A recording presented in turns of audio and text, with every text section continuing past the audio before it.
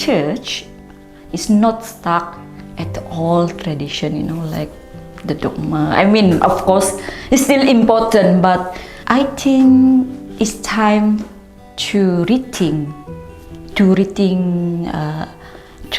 think about how we catch up this kind of changes that happens in our society. My name is Erlinda Joseph. You can call me Lindu. I'm from Malaysia, so I'm Malaysian. So currently I'm studying at Songkonghoe University in Master of Inter-Asia NGO Studies. I came here in Korea in 2012 when I was participated one of the theology programs. So the main theme of the program was disarmament of the nuclear. So I met with very interesting theologians in that program, and since that moment, it's really like sparked me to questions about church. Yeah, I work with the few NGOs and trade unions. My focus is more on the labor migration. Yeah, and currently I'm more into the migrant domestic workers issues in Malaysia, because I felt that it's very interested to know more about this issue, especially it's related to women issues. The course that Songkonghoe offer means I find is very connected with my field, and I want to connect both academic and the activism field, and how to use this academic field to introduce or to dig more about the labor migration issues. Yeah, so that is why I decided to pursue my study here, and also because I inspired with how Korean movement here. For me, I perceive God in two ways. One is my personal relationship. So I don't define God in one term or concept. Like I know many churches, or my church as well, use the term like Father of God, Son of God. So it's very masculine figure. But for me, God is kind of like genderless. It's just a connection, like you feel connected with God. It's some kind of spiritual part, like energy that make you safe and also like guide you or give you some wisdom. So that's why I feel that God is always inside us, like we are a temple of God. That is how I perceive God. And another second way, I see God through other people. So I mean, God is not only confined in the church. Yeah, so that is what I reflect. Like God is everywhere. If you see people walking on the street, or if you see poor people, marginalized people, or oppressed people, like indigenous community, migrant workers, or even women that being suppressed. So God is with them, and also God even live within the nature, like rock or tree. So church is not only a place for you to find God. You can see God everywhere.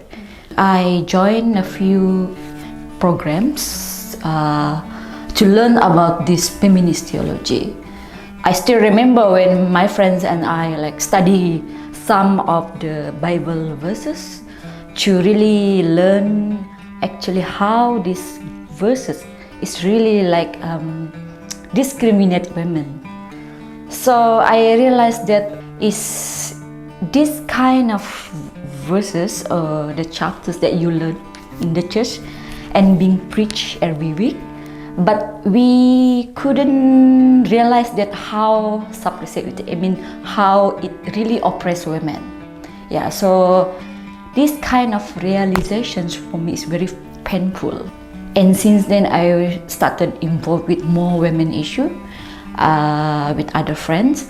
So I'm not only learn about the feminist theology, but I also learn other like feminism.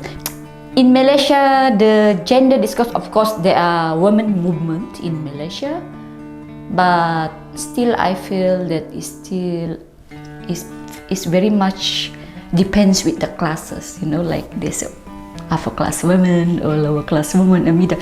It's kind of difficult situation actually. I felt that working with the churches for many years, I mean during my student movement, I still remember my bad experience with one of the church in Malaysia. I was with the student movement at the time and I was so eager to do some exhibitions about the dam issues in Malaysia. And one of the response I got from that pastor was, just go back home and read the Bible.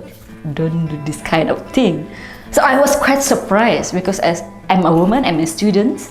Of course, you can instruct me to do like this, you know. So throughout my participation with the churches, I'm very seldom to see them discuss about gender issue in the church circle. It's not the mainstream issue. Yeah, of course, charity and doing something good is their main focus, but gender and women issue is completely like ignored. Yeah, and of course there is no one like would challenge this kind of, you know, the women leadership in the church. And practically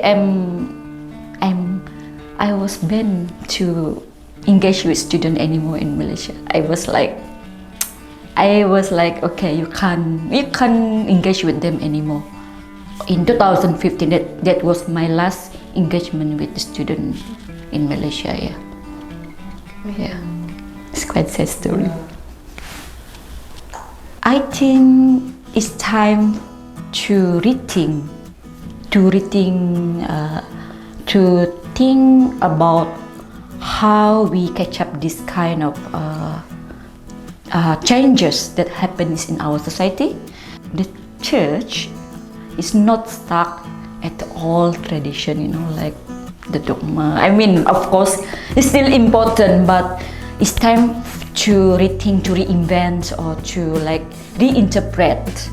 How do we see this kind of like thinking, especially for women issue? I feel that it should be given more space for women to be leaders in the church. Yeah, not only dominated by men. Yeah, so that's kind of my message to church.